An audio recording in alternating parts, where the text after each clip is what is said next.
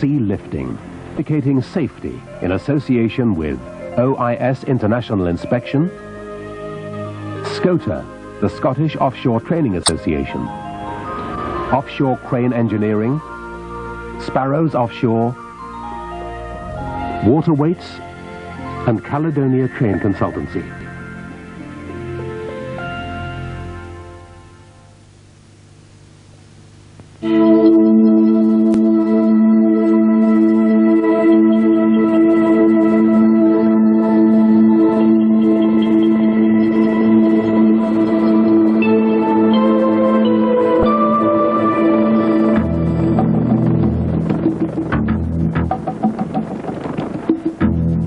At first glance, an offshore oil or gas platform is a sophisticated, high-tech working environment.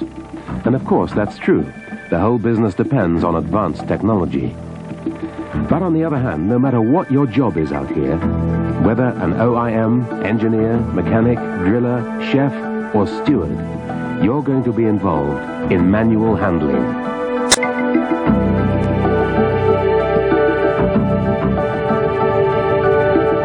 This is Andy Mackenzie. It's his first visit offshore. He's excited, looking forward to it, and keen to make a good impression. Perhaps just a bit too keen.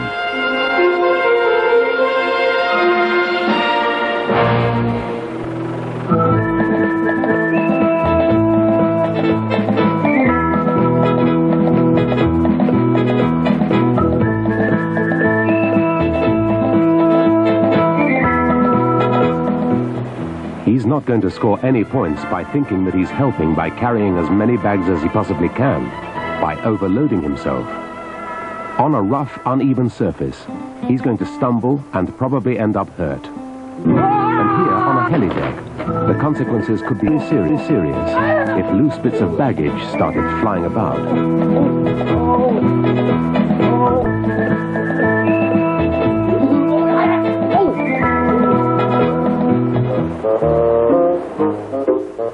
Let's take another look at it, this time with Andy doing it the right way. Don't take more than you can carry comfortably, and more importantly, safely. If there's more gear to come, then make 2 trips. Now he's sorted out the helideck situation, and is off to find the heli lounge to check in. This time he's not overloaded. After all, 2 pieces of baggage aren't too much. But without a free hand for the handrail, he's in trouble again.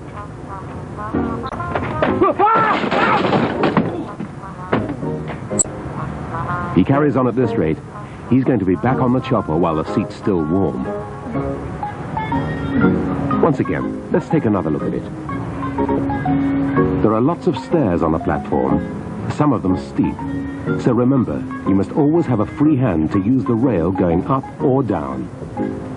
So take a load well within your capability and always leave a free hand for the handrail.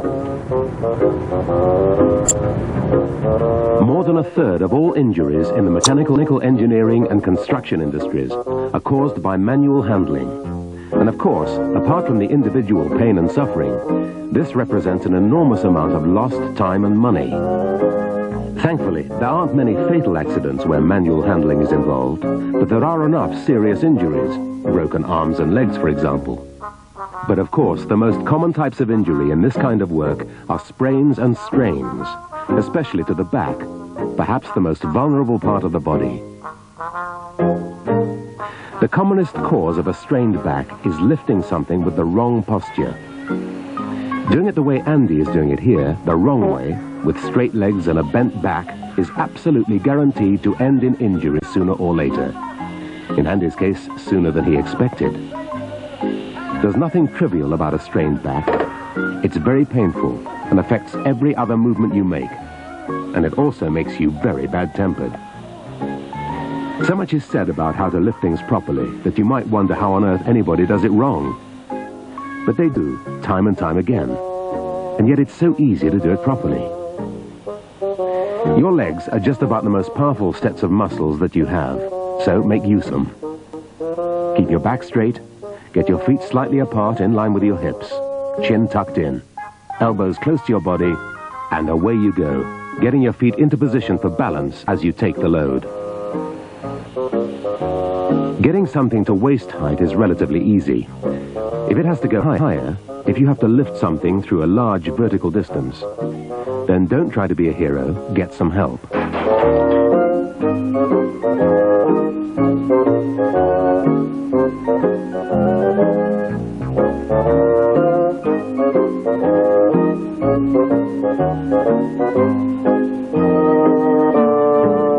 Remember too, it's not just a question of weight. Once you've picked something up, what are you going to do with it? A load that you're comfortable with, held close to your body, becomes relatively much heavier if you have to hold it away from you, or have to reach out with it to put it down, as Andy is about to discover.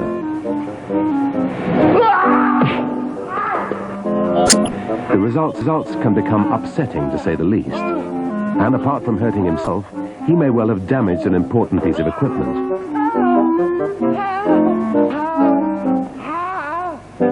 Think it through. To avoid overreaching, you may have to change your position to lift and land a load.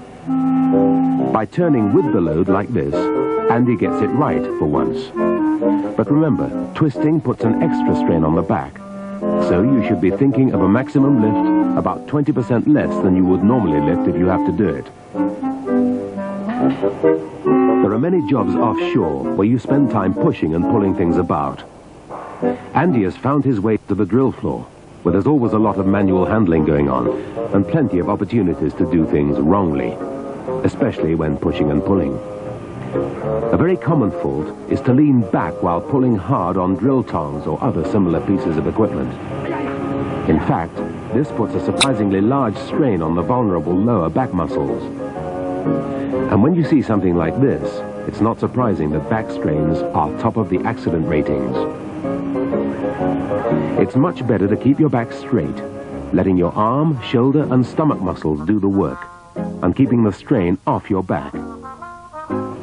If you do really hurt your back, it's no fun at all. It's the kind of injury that's going to stay with you for a long time, nagging away at you for years and years. Manual handling is not a question of brute force anymore. Use your head and take that extra bit of care. Not everything that has to be moved comes in neat, manageable shapes with convenient handles, as Andy discovers here, helping out in the galley. He's having to use a lot of his energy just gripping and keeping hold of this sack, and uses a lot more trying to get it through the door by himself. If the load is unstable or loosely packed like these potatoes, then its whole balance can change suddenly, and disaster strikes again.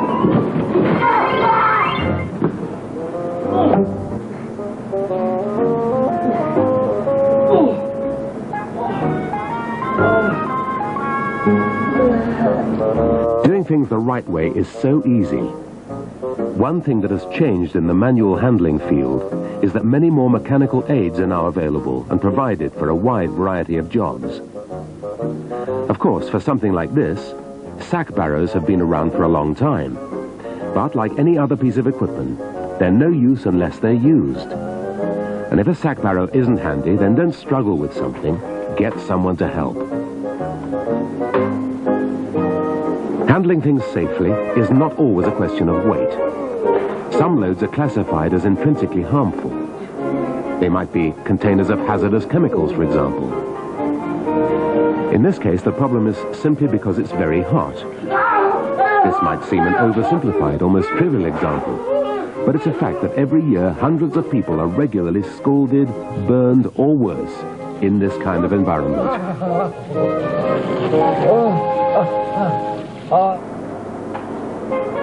Of course, oven gloves would have saved the day, and some kind of risk assessment in this case is obviously not necessary. But if you're involved in moving other loads that are intrinsically hazardous, then do a risk assessment first. Perhaps discuss it with a job supervisor and decide what special precautions might be appropriate and what protective equipment you could use. Many accidents are caused by floor conditions, uneven surfaces, or, as Andy comes to grief again, slippery surfaces that haven't been cleaned up properly.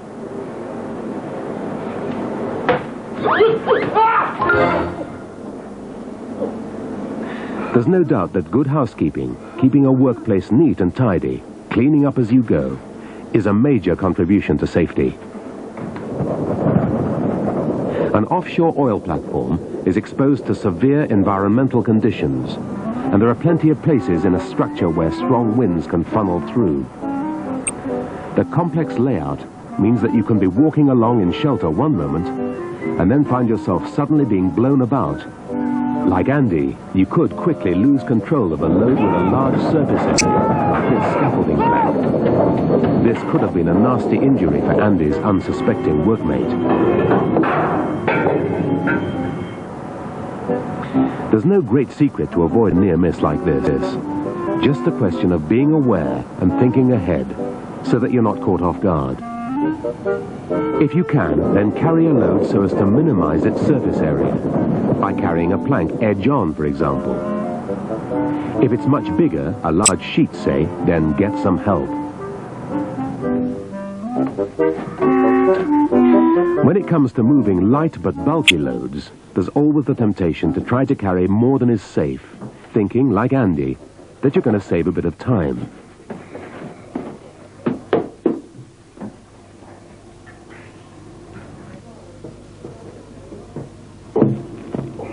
Any situation where you can't see properly, where you don't know where your feet are going, is a dangerous situation. The possibility is that you're going to damage whatever it is you're trying to move. You could well finish up getting hurt with another visit to the medic on the cards. And you're not going to save any time.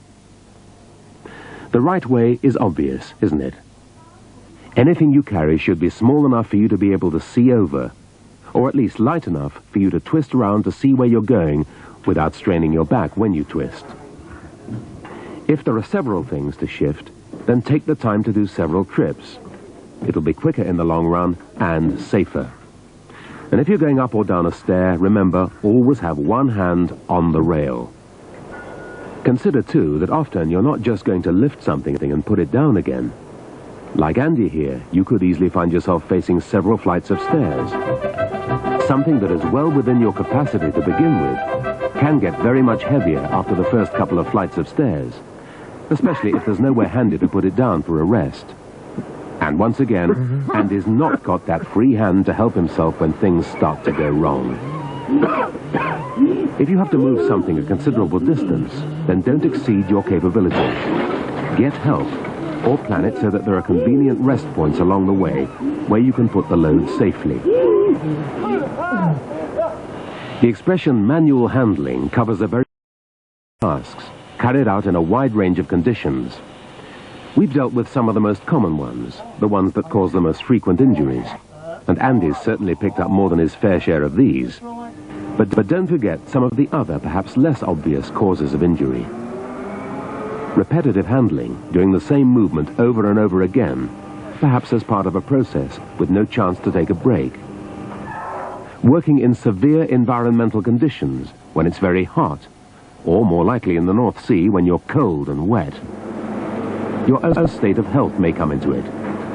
You won't be able to lift as much if you're feeling a bit under the weather.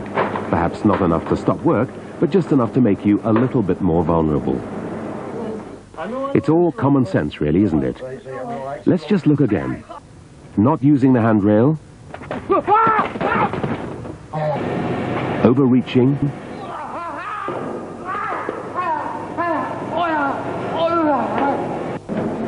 Lifting something intrinsically harmful, in this case too hot.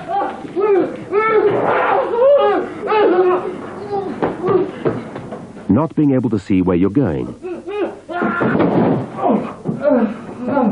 Just remember, any one of these incidents could have been serious enough to qualify as a lost-time accident, affecting everyone's pocket. For you, when you could be laid off for weeks, the mortgage, the electricity, the gas, all the other bills are still going to be coming in. In 1992, the government introduced the new Manual Handling Operations Regulations in an attempt to reduce the unacceptably high level of injuries. And the HSE have produced a guidance document, perhaps the most important part of which is the Risk Assessment Checklist, which highlights the areas to be considered in every job. A lot of effort has gone into making manual handling safe, So take advantage of it. There's training available, information and equipment for you to use, so that you don't become another accident statistic. Andy's first experience of working offshore hasn't turned out quite the way he expected.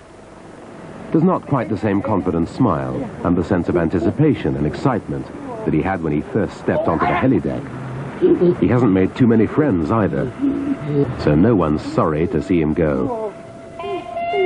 Remember, whatever you're doing out here, there'll be manual handling. That means potential injury. Take care.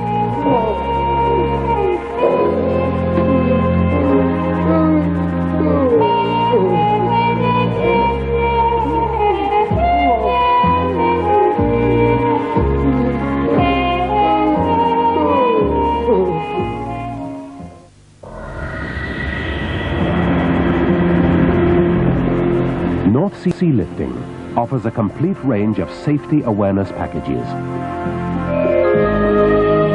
For further information, please contact